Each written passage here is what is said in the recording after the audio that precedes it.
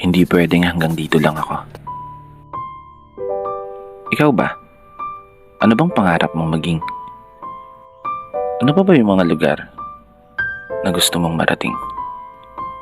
Ano pa ba yung mga bagay na hangad mong gawin? At ano ba ang laman ng palagi mong hiling? Gaya mo, palagi rin ako nakaharap sa salamin. Pinakatititigan ng gusto yung sariling tumitingin.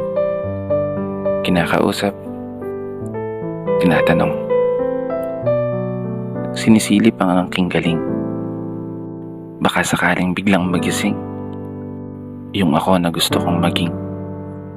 Yung ako na may malayo nang narating. Yung ako na malaya nang bilhin ang kahit anong gusto. Sariling bahay, sariling sasakyan, sariling negosyo. Isang ako sa katauhan ng isang tagumpay na tao. Isang ako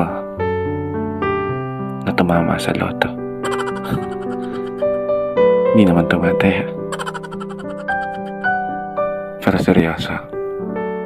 Ang sarap siguro ng buhay natin, no? Pag naabot mo na yung mga pangarap mo. Kapag nagawa mo ng mapasa kamay lahat ng mga hinahangad mo sa mundong to, at magiging isang kwento na lang yung kung paano at ano yung mga pinagdaanan mo.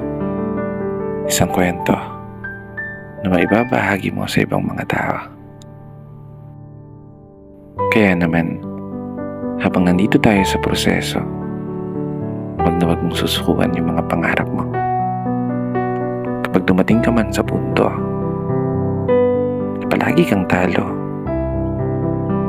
humarap ka lang sa salamin at tignan ang sarili mo.